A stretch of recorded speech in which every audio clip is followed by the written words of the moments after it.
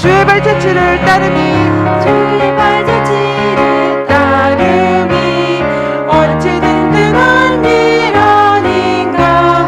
마음의 두려움은 사라져 새로운 힘 솟는다. 아멘. 발자취를 따라가자 기쁜 마음으로. 발자취를 따라가자 찬송하며 즐거워. 주의 발자취를 따르니 주의 발자취를 따르니 어찌 즐거운 일 아닌가. 맘의 맑은 하늘 열리고 밝은 빛을 비친다. 발자취를 따라가자 기쁜 마음으로. 발자취를 따라가자 찬송하며 즐겁게. 주의 발자취를 따르니 어찌 행복한 일 아닌가. 맘의 악한 생각 사라져 밝은 마음 싹 든다. 발자취를 따라가자 기쁜 마음으로. 발자취를 따라가자 찬송하며 즐겁게. 주의 발자취를 따르니 어찌 든든한 일 아닌가. 마음의 두려움은 사라져 새로운 힘 솟는다. 아멘. 발자취를 따라가자 기쁜 마음으로. 발자취를 따라가자 찬송하며 즐거워. 발자취를 따라가자. 따라가자 기쁜 마음으로. 발자취를 따라가자 찬송하며 즐겁게. 아멘.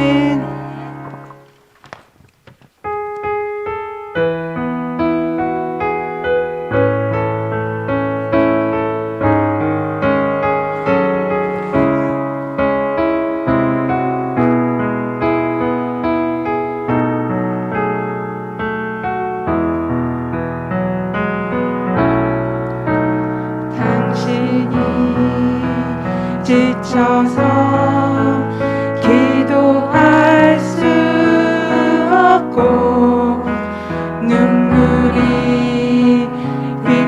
빗물처럼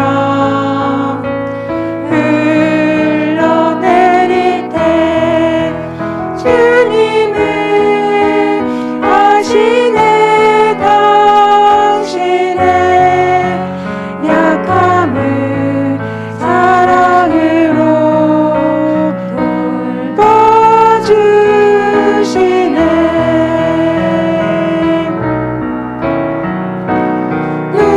누군가 널 위하여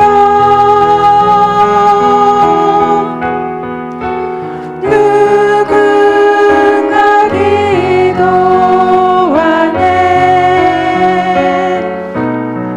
내가 홀로 괴로워서 마음이 무너질 때 누군가 널 위해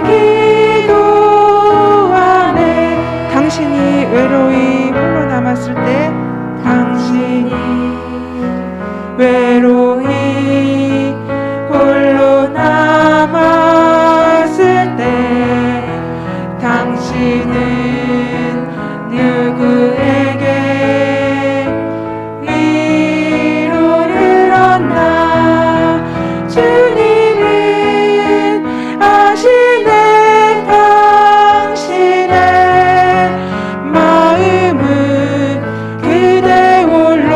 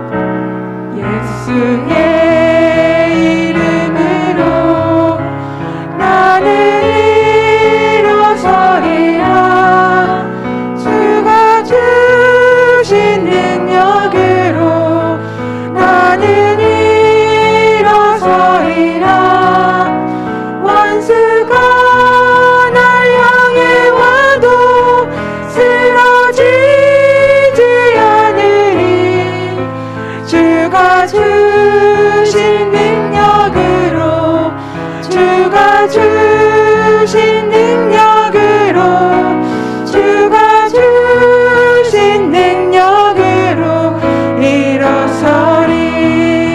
예수의 이름으로 예수의 이름으로 나는 일어서리라.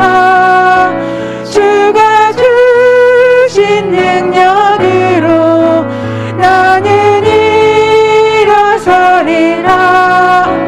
원수가 날 향해 와도 쓰러지지 않으리. 주가 주신 능력으로 아멘. 주가 주신 능력으로 주가 주신 능력으로 일어서리. 다시 한번 믿음으로 고백하시겠습니다. 예수의 이름으로 나는 일어서리라. 주가 주신 능력으로 나는 일어서리라. 원수가 날 향해 와도 쓰러지지 않으리. 주가 주신 능력으로 주가 주신 능력으로 주가 주신 능력으로 일어서리. 아멘. 아멘. 함께 기도하시겠습니다. 사랑의 하나님 아버지, 감사와 영광을 주님께 올려드립니다. 오늘도 복된 날 수요일 함께 예배로 또 우리 자리에 모이게 하여 주시고 함께 하나님 예배하게 하시니 감사를 드립니다. 올 한 해도 주님의 은혜 가운데에 하나님의 인도하심과 사랑으로 우리가 지금까지 또한 은혜 가운데 올 수 있었음을 고백합니다. 어느 한순간도 하나님의 손길이 아니었다면 우리가 지금 이 순간까지 온전히 나오지 못했을 것임을 고백합니다. 2023년에도 하나님께서 우리 가운데 함께 하시고 역사하셔서 하나님의 놀라운 능력 가운데 또한 우리가 순종하며 믿음의 삶을 살아갈 수 있도록 도와주시옵소서. 오늘 또 예물을 드리신 우리 권사님들도 축복하기 원합니다. 이찬조 장로님, 백춘자 권사님, 주님의 은혜에 감사드립니다. 감사한 금을 드리셨습니다. 우리 김종덕 성도님, 범사에 감사합니다. 예물 드리셨습니다. 박양엽 권사님, 검사에 감사합니다. 하나님께 감사한 거로 예물 드리셨습니다. 감사로 예물 드린 우리 성도님들, 권사님, 장로님 기억하여 주시고 저희 가정에 하나님께서 축복과 은혜를 함께 하시며 날마다 형통케 하신 은혜가 더하게 하여 주시옵소서. 지금 영광이 되며 주님의 기쁨이 되는 믿음의 가문으로 세워주시고 축복하여 주시옵소서. 요셉의 나오는 모든 성도님들의 가정과 삶 또한 하나님께서 기뻐 받으시고 지금 영광이 되며 주님이 뜻에 합당한 복된 가정으로 날마다 더욱더 세워질 수 있도록 주님 자자손손이 대대 가문이 축복받게 하여 주시고 인도하여 주시옵소서. 오늘도 이 시간대 예배가 나온 우리 심령들 마음속에 주님께서 찾아가시고 말씀하시고 깨닫게 하여 주시옵소서. 특별히 우리 교회 가운데 세우신 두 분 담임 목사님에게 성령의 충만하심과 능력과 무엇보다 영육간의 육신의 강건함을 더하시고 힘을 더하셔서 주신 능력 가운데 이렇게 사명을 감당할 수 있도록 역사하시고 함께하여 주시옵소서. 오늘 이 시간 말씀 가운데 나아갑니다. 주님께서 말씀해 주시고 우리 심령을 깨닫게 하시고 주님의 음성으로 마음에 받을 수 있도록 예배 가운데 역사하여 주시옵소서. 함께 주님을 찬양합니다. 감사를 드립니다. 예수님의 이름으로 기도드립니다. 아멘. 오늘 우리에게 주시는 하나님의 말씀 누가복음 2장 1절에서 7절까지 말씀을 우리 유설한 권사님께서 봉독해 주시겠습니다. 그때 가이사 아구스도가 영을 내려 천하로 다 호적하라 하였으니 이 호적은 구레뇨가 수리아 총독이 되었을 때에 처음 한 것이라. 모든 사람이 호적하러 각각 고향으로 돌아가매 요셉도 다윗의 집 족속이므로 갈릴리 나사렛 동네에서 유대를 향하여 베들레헴이라 하는 다윗의 동네로 그 약혼한 마리아와 함께 호적하러 올라가니 마리아가 이미 잉태하였더라. 거기 있을 때에 해산할 날이 차서 첫 아들을 낳아 강보로 싸서 구유에 누였으니 이는 여간에 있을 곳이 없음이러라. 아멘. 아멘. 네. 오늘 교회 새로 등록하신 성도님이 계십니다. 우리 오혜자 성도님, 우리 잠시 박수로 환영하겠습니다. 네. 감사합니다. 네. 오늘 방금 읽으신 말씀을 가지고 믿음의 반전이다라는 제목을 한번 정해봤습니다. 성탄절 우리가 익숙한 하나님의 말씀, 이 말씀인데요. 이 말씀을 통해서 믿음의 반전이라는 것이 무슨 의미일까 함께 나누기를 원합니다. 먼저 알고 계시는 분도 계실 것이고 모르시는 분들도 계실 텐데 제 아내의 직업이 저와 같이 목사입니다. 제 아내도 목사고요. 현재 지금 다른 교회에서 부목사로 사역을 하고 있습니다. 그래서 우리 교회는 이제 주일 저녁 예배 때 그리고 때때로 금요 기도회 때 와서 예배를 드리고 있습니다. 그래서 하루 이제 각자 사역을 마치고 집에 와서 이제 서로 있었던 일들도 얘기하고 나누면서 대화를 자주 나누는데요. 요즘 들어도 제 아내가 자주 하는 말이 있습니다. 뭐냐면 여보 사역을 하면 할수록 점점 자신이 없어져요 라는 말을 요즘 굉장히 자주 합니다.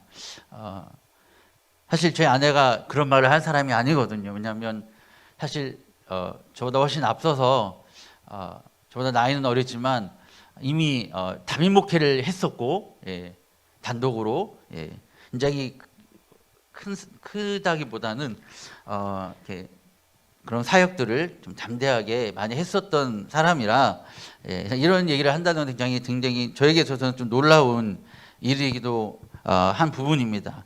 그래서 사역을 하면 할수록 점점 자신이 없어진다라는 얘기를 요즘 자주 합니다.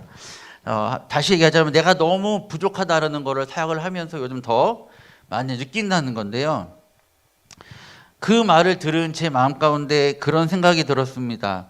이것 또한 하나님께서 제 마음 가운데 주시는 어떤 하나의 감동이라는 생각이 드는데 오히려 아내의 이러한 고백이 하나님께서 저와 또 아내를 다루고 계시는구나, 겸손하게 하시는구나, 낮추시는구나 라는 것들, 우리를 쓰시기에 합당하도록, 하나님께 합당하도록 우리를 계속 그렇게 다뤄가시는구나 라는 것들을 생각하게 됐습니다. 그래서 우리를 더 훈련시키고 계시는구나. 그래서 아내에게 이렇게 얘기했습니다. 여보, 오히려 그건 어떻게 보면 하나님 앞에서는 좋은 신호인 것 같아요. 내 힘과 생각과 내 의지가 점점 빠지고 있다는 얘기인 것 같고 더욱더 전적으로 하나님만을 의지하고 있다는 그런 얘기인 것 같고 하나님께서 우리를 정말 그렇게 다뤄가고 계신다라는 생각이 들어요. 그렇게 보여주시는 것 같아요 라고 아내에게 대답을 해주었습니다. 이것도 뭐 그때 그 아내의 얘기를 들어서만이 아니라 제가 뭐 꽤 짧다면 짧지만 또 오래라면 오래 할 수 있는 10년은 17년, 18년 정도 사역을 했는데요. 신앙생활을 하면서 또 사역을 하면서 또 사역자로서 그렇게 감당하면서 깊이 느끼게 되는 것은 그 결론은 무엇이냐면 이게 내 힘이 들어가면 들어갈수록 더 안 되는구나 라는 것을 더 깊이 느끼게 됩니다. 내가 더 힘이 빠지고 내 어떤 의지가 빠지고 내 생각이 빠지고 내가 더욱 낮아지고 겸손해질수록 하나님이 더 크게 영광 받으시고 더 높임 받으시고 더 크고 놀랍게 우리 가운데 나를 통해 일하시는구나 라는 것을 더 그 사역 가운데 더 많이 깊이 느끼게 되는 것이죠. 성경에도 보면 사실 모든 역사들, 성경에 나타나는 모든 그 되어지는 역사들과 나타나는 일들, 하나님께서 이루고 하시는 일들 가운데에는 그러한 역사들이 끊임없이 나타나고 있습니다.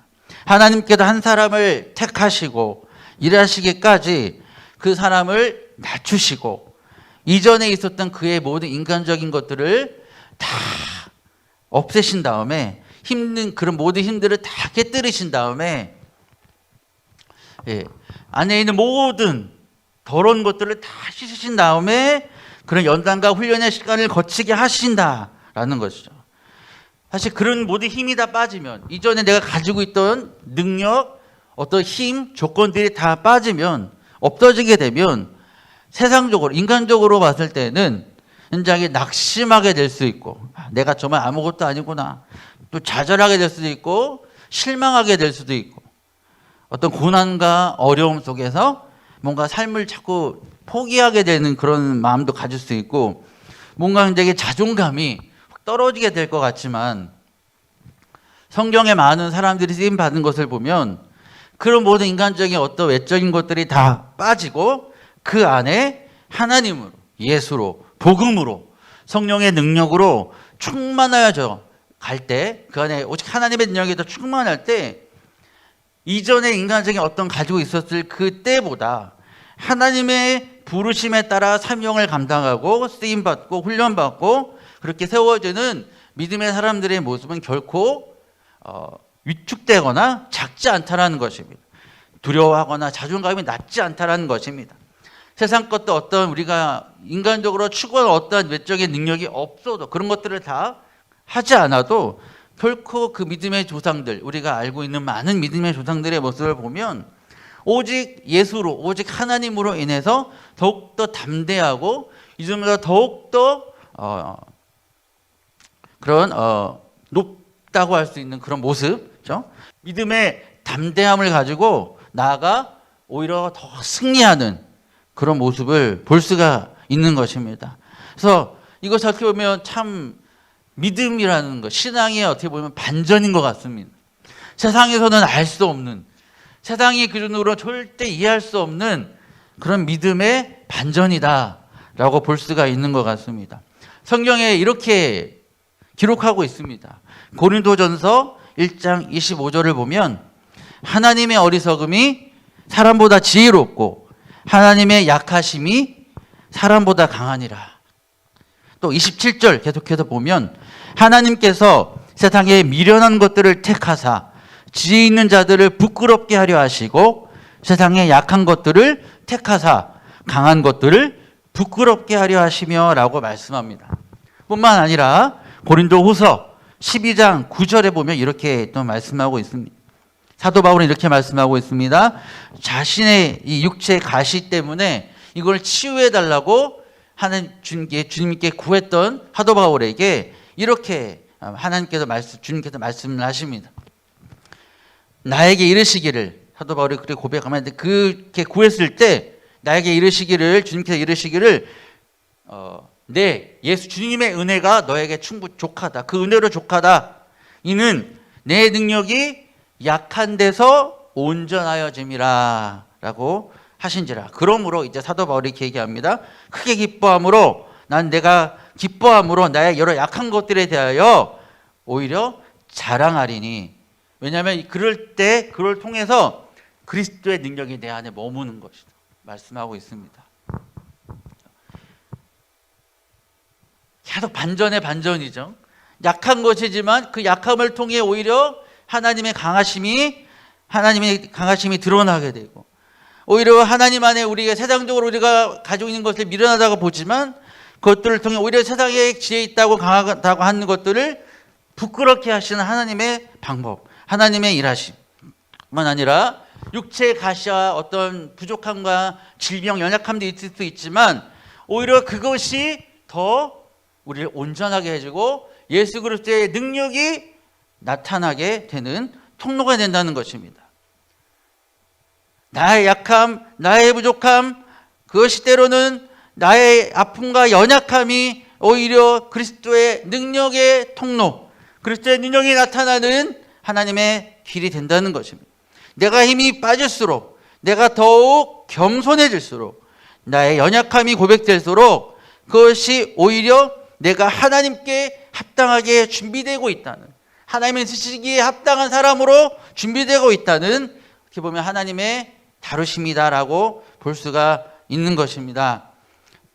그래서 그래서 하나님 저에게 그런 마음을 주셔서 그래서 저 아내에게 이거는 무려 우리 고백이 나온다는 것은 그런 고백이 나온다는 것은 정말 우리 이제 정말 전적으로 하나님만을 의지하지 않으면 안 되는 그런 사람으로 그런 목회자로 세워지고 있다라는 난 좋은 신호인 것 같다라고 아내에게 얘기를 한 것이죠.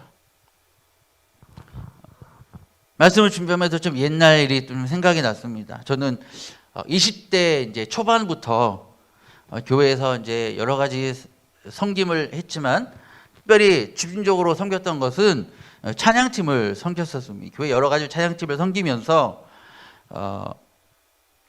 또 섬겼던 팀이 있었는데 부산 경남 지역의 여러 교회와 또 군대에 있는 교회까지 예배와 문화 공연 등을 하는 선교단을 섬긴 적도 있었고요.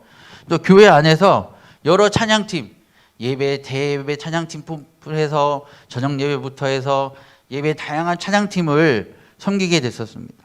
그런 여러 팀을 거치면서 이제 후에 좀 교회 시스템이 바뀌면서 이제 대학부, 청년 대학부의 찬양팀을 섬기게 됐는데 당시에 이제 그 청년 대학부 찬양팀이 조금 이제 약했었어요. 그래서 당시에 저보다 좀 사역을 빨리 시작한 이제 친구가 있었습니다. 찬양 전도사로 교회에 부임했던 친구와 찬양팀을 다시 기초부터 세워나가기 시작합니다. 이 친구는 지금도 예배 찬양 사역 전문 사역자로 섬기고 있고요. 뭐 CCM 가수도 음반도 냈고 지금 한 교회 담임 목사로 지금 목회를 하고 있습니다. 그 친구와 팀을 세워가기 위해서 팀원들도 뽑고 함께 기도하고 또 함께 말씀으로 양육하고 뭐 하면서 찬양팀을 함께 세워갔어요.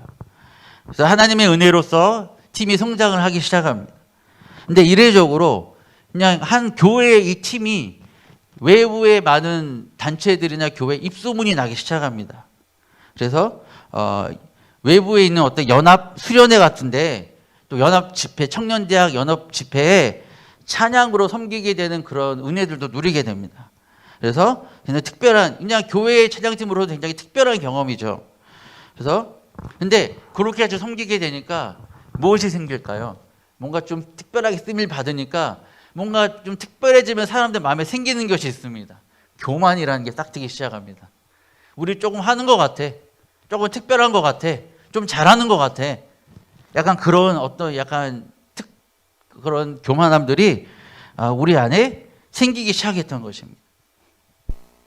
그리고 이 하나님을 예배하는 걸 넘어서서 이제는 하나님보다 그 인도자였던 찬양 전도사였던 그 친구를 우리 전체 팀원들이 더 의지하게 되는 어떤 그런 상황이 나타나기 시작합니다.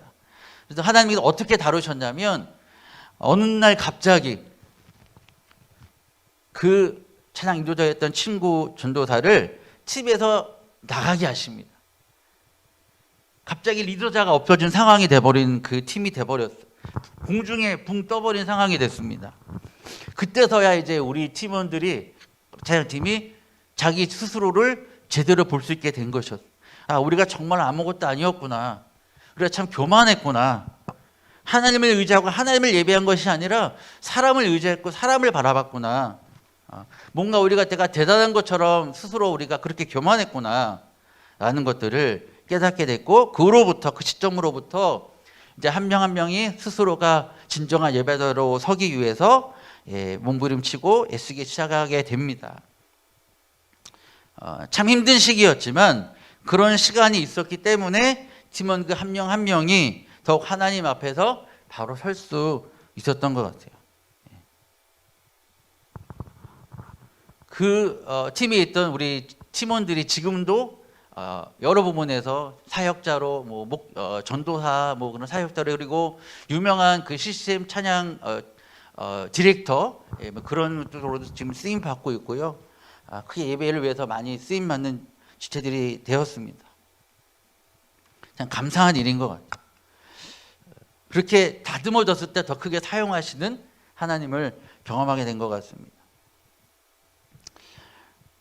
이제 오늘 본문 말씀으로 왜 이 본문 말씀을 오늘 읽었느냐? 너무나 익숙한 말씀이고 성탄절, 성탄절이면 항상 우리가 보는 또 나누게 되는 말씀이죠. 근데 이 말씀 속에도 바로 그런 하나님의 일하심의 신비, 믿음의 어떤 이 반전과 같은 이 신비가 있음을 저는 말씀을 보면서 좀 새롭게 다가왔습니다. 여러분, 이 당시에 또 만약에 우리가 어떤 우리를 다스릴 왕을 생각할 때, 어떤 리더를 생각할 때 우리는 어떤 사람을 생각하겠습니까?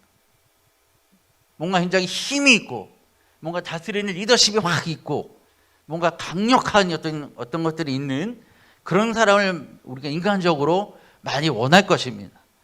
이 당시에도 그랬습니다.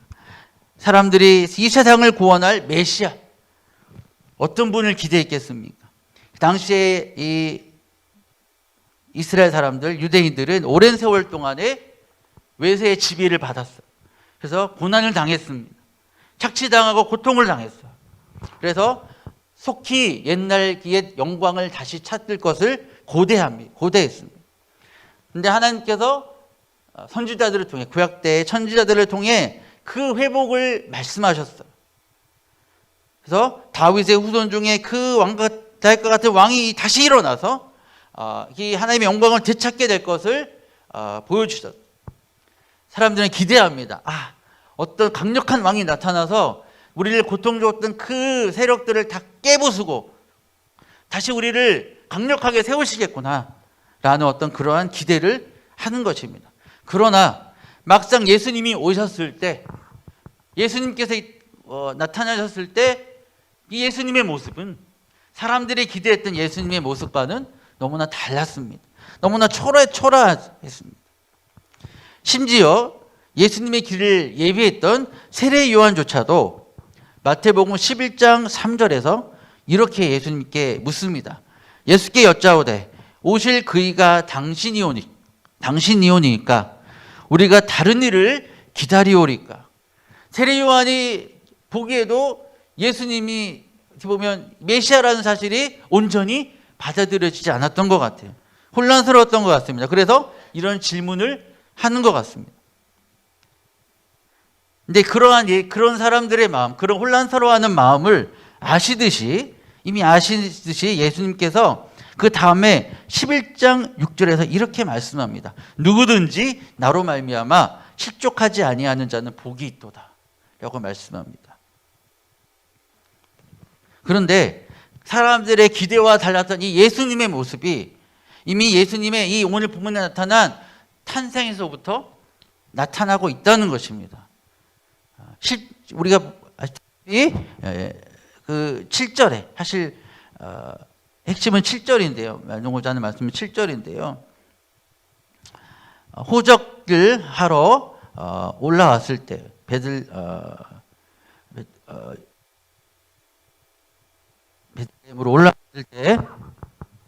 올라왔을 때 이제 마리아가 예수님을 해산하셨죠. 그런데 그 장소가 어디입니까? 강보로 쌓아서 여관인데 여관에 방도 없어서 구유에 누이셨다. 왕으로 오시고 구원자로 오신 예수님이라고 보기에는 너무나 초라하고 낮은 모습이죠. 그렇지만 여기 우리가 알 수 있는 반전, 그렇게 낮은 모습으로 오셨어야만이 우리를 구원하실 수 있었다는 것입니다. 뿐만 아니라 예수님께서 어쩌셨습니까? 우리를 구원을 위해서 고난당하시고 또 십자가에 못 박혀 죽으시기까지 하셨습니다. 정말 이해할 수 없는 방법이죠. 그냥 다 때려 부수고 다 뒤집으면 될 텐데 왜 이렇게 하셨을까? 이해할 수 없는 방법을 하셨을까? 그러나 이것이 하나님의 방법이었고 이것이 유일한 방법이었고 가장 확실한 방법이었다. 그리고 후에는 더 큰 반전으로 부활하심으로 말미암아 완전한 구원과 승리를 이루셨다. 역전하셨다는 거예요.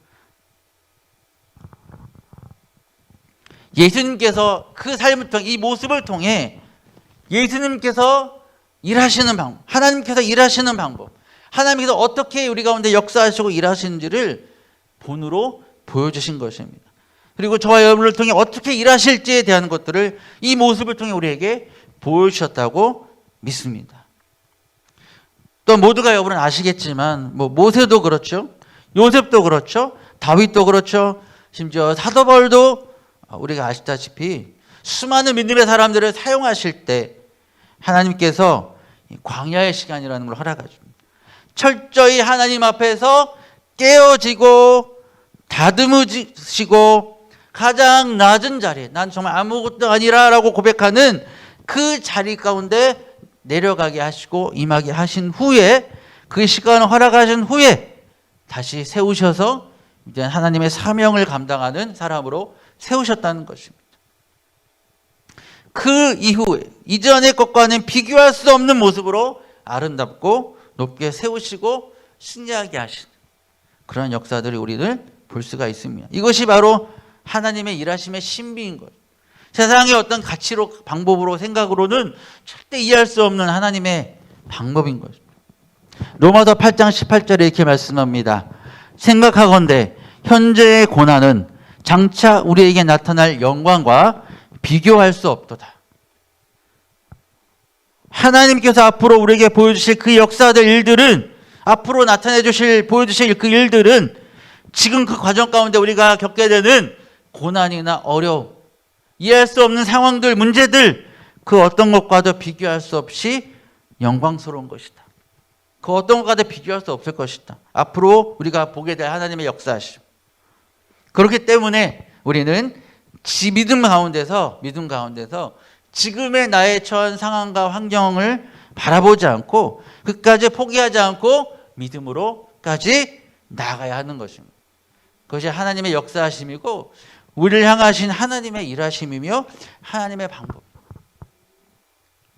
하나님은 저와 여러분들을 사용하실 때 그렇게 일하실 거예요. 우리를 낮추시고 다듬으시고 우리의 인간적인 모든 힘, 모든 것들을 다 빼신 후에 그리고 그렇게 우리를 다루신 후에 우리를 통해 하나님의 일하심을 또 그 다음에 스텝들을 우리 가운데 보이시고 일하실 것이다. 그것이 하나님께서 저의 삶 가운데 보여주신 마음이고 깨닫게 하신 것들이고 저의 인생을 통해 하나님께서 보여주신 하나님의 방법이었습니다. 끊임없이 인내하게 하시고 기다리게 하시고 끊임없이 주 앞에 낮아지게 하셔서 저는 제가 굉장히 낮은 사람이라고 생각을 했거든요. 그동안 살아오면서 교만한 일도 없었고 잘난 것도 없고 특별히 머리가 좋지도 않고 교만한 일이 전혀 난 전혀 교만하지 않아라고 생각했는데 여기가 또 반전이 있었어요. 굉장히 되게 열등감이 많아요. 좀 어려서부터 많이 학교 생활이나 그런 부분에서 어려움들이 있어서 열등감이 굉장히 많아요. 근데 그 열등감 또한 교만이라고 하는 그 마음들을 주셨을 때 하나님을 전적으로 의지하지 못하는 교만이라는 마음을 주셨을 때 하나님 앞에서 정말 많이 회개했었습니다. 뿐만 아니라 나도 틈틈이 뭔가 좀 되어졌을 때 내 안에서 올라오는 교만이 있다라는 사실에 저 스스로에게도 너무나 충격이었었습니다. 나도 참 교만한 사람이구나. 교만한 사람이었구나. 내 안에도 여전히 교만이 있구나. 높임받으려고 하는 마음이 있구나. 그런 욕심이, 탐욕이 있구나. 라는 어떤 그러한 것들을 하나님께서 철저히 깨닫게 하시면서 지금도 하나님은 계속해서 저를 깎으시고 낮추시는 그 과정 가운데 저를 계속 연단하고 계십니다. 혹시 언제 끝날지 알 수 없지만 하나님께서는 분명히 그 후에 지금의 그런 연단보다 더 크고 영광스러운 것으로 분명히 채워주실 것이라고 믿습니다. 제 인생뿐만 아니라 저와 여러분의 모든 인생 또한 하나님께서 그렇게 세워가실 줄로 믿습니다. 여러분 그 순회 선교단이라고 아시나요? 김용희 선교사님 한 번쯤은 들어보셨을 거라고 생각을 합니다. 복음학교였나요? 갑자기 이름이 생각이 안 나네. 하여튼 그 과정을 진행하시는 김용희 선교사님이라고 하는 분이 계시는데 그분의 아들도 이제 유명한 선교사님이십니다. 김선교 선교사님이라고 이름부터 이제 선교. 다윗의 열쇠라는 곳의 대표이시고 또 믿음은 분투다라는 책을 쓰신 김선교 선교사님이라는 분이 계시는데요. 그분이 다윗에 대하여서 어떤 한 7, 8분 정도의 영상 메시지를 남기신 것인데 그거를 보게 되었는데요. 굉장히 마음 가운데 와닿는 부분들이 있었습니다. 그 내용을 조금 취약해서 정리해서 나중에 말씀을 드리려고 합니다. 이런 내용의 말씀이었습니다.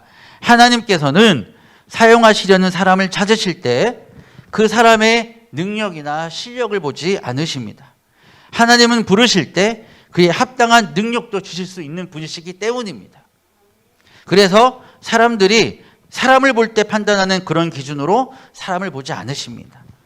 사무엘상 16장 7절에서 하나님께서는 사람을 외모를 보거니와 나 여호와는 중심을 보느니라 라고 하십니다. 이것은 얼마나 하나님을 향해 있느냐라는 것입니다. 하나님께서 다윗에게서 보신 것은 그의 어떤 리더십이나 탁월한 능력이 아니었습니다. 하나님을 향한 그 마음 하나였습니다. 그래서 하나님께서 다윗을 왕으로 세우실 때 그를 훈련하신 그 훈련은 다윗을 훈련하신 것은 어떤 외적인 능력을 채우시기 위한 것이 아니라 하나님을 향한 그 순전한 마음을 더욱 세우시기 위한 훈련이었던 것입니다. 다윗을 향한 훈련은 다윗 안에 있는 작은 그 불순물조차도 완전히 제거하여서 온전히 순전하게 하나님만을 향하도록 하려고 하셨던 그런 시간이었던 것입니다. 모든 교만을 제거하시고 온전히 하나님을 바라보는 하나님이 온전히 왕이 되셔서 하나님의 다스림을 받는 그런 훈련을 다윗에게 하신 것입니다. 다윗이 왕으로서의 충분한 자격이 있어서가 아니라 하나님을 향한 그 마음 때문에 하나님께서 자신을 택하셨다는 사실을 다윗도 알고 있었을 것입니다. 다윗은 쫓겨다니는 과정에서도 사울을 죽이고 충분히 일찍 왕이 될 수 있는 기회가 2번이나 있었습니다. 그러나 인간적인 마음으로 그 기회를 잡지 않았습니다. 하나님 앞에서 하나님이 기뻐하시는 그 마음을 지키기로 다윗은 결정하였죠. 자기 힘으로 하지 않고 왕을 세우시는 분도 폐하시는 분도 하나님의 힘을 믿고 하나님의 방법, 하나님의 말씀을 따르기로 이 다윗은 그렇게 한 것입니다. 그는 아들 압살롬에게 쫓길 때에도 자기 힘으로 무엇을 하려고 하지 않았던 것 같습니다. 하나님 앞에서까지 마음을 지키려고 애썼던 것 같습니다. 반대로 사울 왕은 자기 힘으로 왕의 자리를 지키려고 주위에 다윗을 죽이려고 하고 막 인간적인 방법을 쳤지만 결국에는 비참하게 죽임을 당했는데 하나님의 훈련 가운데 마음을 지킨 다윗은 하나님께서 그 걸음을 책임지셨고 그를 이끄셨습니다. 하나님의 자녀로서 부르심의 길을 가는 가운데 가장 중요한 것은 하나님을 향한 이 마음을 지키는 것입니다. 내가 이루고 싶었던 것들을 이루기 위해 내가 얻고자 한 것을 얻기 위해 사는 것이 아니라 하나님을 향한 마음을 지키기 위해 살게 된다면 하나님은 부르시고 그 부르심에 합당한 자로 세우시며 우리를 가장 안전하고 완전하게 이끌어 가실 것입니다. 하나님께 쓰임받기 가장 합당한 사람은 하나님께 쓰임받을 만한 어떤 능력이 있는 자가 아니라 하나님이 쓰시기에 좋은 마음을 가진 사람, 그러한 자세와 태도를 가진 사람을 하나님께서 사용하신다는 것입니다. 다른 어떤 준비보다 하나님이 우리를 부르실 때에 즉각적으로 순종하며 하나님의 뜻대로 살겠습니다라고 하는 그 마음만 준비된다면 주님께서 모든 것을 채우시고 인도하실 것입니다. 이러한 내용들이었습니다. 너무나 그 마음에 와닿았습니다. 우리가 내 힘으로 아무것도 할 수 없습니다. 오직 하나님만 의지합니다. 그 고백, 그리고 가장 낮은 곳으로 겸손하게 임하는 것, 이것은 우리가 약해 빠져지는 것이 아니라 오히려 하나님이 쓰시기에 가장 합당한 마음을 가진 사람으로 세워지는 과정이라는 거죠. 때문에 혹 내가 지금 고난 가운데, 어려움 가운데, 어떤 문제 가운데 지금 정말 가장 낮은 곳에 있는 상황일지라도 결코 낙심하거나 실망하거나 좌절하실 필요가 없는 것입니다. 그 과정 후에 그 길을 걸은 후에 하나님께서 분명히 지금의 보다 더 영광스러운 자리로 우리를 세워 주실 것입니다. 은혜로 채우시고 인도하실 것입니다. 그 믿음으로 하나님을 향한 다윗과 같이 그 마음을 끝까지 지켜나가는 저와 여러분들이 되시기를 소망합니다. 여러분, 미용실에 가면 이제 머리를 하고 샴푸를 하잖아요. 그때 미용사가 가장 많이 하는 말이 무엇일까요? 미용사가 가장 많이 하는 말. 손님, 고객님, 머리에 힘 주지 마세요. 목에 힘 빼세요. 많이 들어보셨죠? 예. 근데 우리는 좀 그런 생각을 많이 합니다. 미용사의 힘을 좀 덜어주기 위해, 도와주기 위해 내가 머리에 조금 힘을 주면 미용사가 편하겠지 라고 우리가 많이 생각을 합니다. 그런데 오히려 미용사들은 우리가 머리에 힘을 주면 더 불편하다고 합니다. 그냥 맡겨버리는 게 미용사는 머리를 마음대로 움직이면서 머리를 감겨주기가 더 편하다고 합니다. 그래서 그냥 힘을 빼라고 합니다. 그냥 자기 힘 빼고 자기한테 그냥 머리를 그냥 온전히 맡기라고, 예, 그렇게 하는 거죠. 편안한 마음으로 온전히 맡길 때 가장 잘 머리를 감길 수 있는 것입니다. 이것이 우리가 어떻게 보면 하나님께 잘 쓰임받는 동일한 원리가 아닐까요? 하나님도 저와 여러분들에게 이렇게 말씀하고 계시지 않을까 생각합니다. 누구야, 재원아, 누구야, 몸에 힘 주지 마. 힘 빼. 그냥 내가 하는 대로 가. 내가 원하는 대로 너 쓸 수 있도록 그냥 나한테 맡겨. 그것이 하나님의 마음이 아닐까라고 생각해 봅니다. 저와 여러분을 향한 하나님의 음성이 아닐까라고 생각해 봅니다. 혹 지금 굉장히 막막하고 아무것도 보이지 않고 사방이 막힌 것 같은 그런 답답한 시간을 보내고 계신다면 어떻게 보면 하나님께서 이 시간을 통해 지금 우리들의 힘을, 저와 여러분들의 힘을 다 빼도록 연단하고 계시는 시간인지도 모르겠습니다. 이제 대림들을 보내고 성탄절을 준비하고 있는데요. 이번에는 이 가장 낮은 곳으로 임하신, 겸손하게 임하신 하나님께 온전히 순종하신 예수님을 묵상하시면서 이 예수님과 같이, 다윗과 같이 하나님을 쓰시기에 가장 좋은 마음으로, 그런 마음을 가진 사람으로 준비되어지기를 다시 한번 고백하는 그런 2023년 내가 그렇게 주님께 쓰임받기 원합니다. 준비되기 원합니다. 그렇게 고백하며 결단하며 나아가시는 그런 시간들로 보내시면 너무나 좋지 않을까, 또 그렇게 마음을 들여봅니다. 또한 그렇게 고백하며 나아갈 수 있는 저와 여러분들이 되시기를 소망합니다. 아멘. 기도하고 마치겠습니다. 살아계신 하나님, 그렇습니다.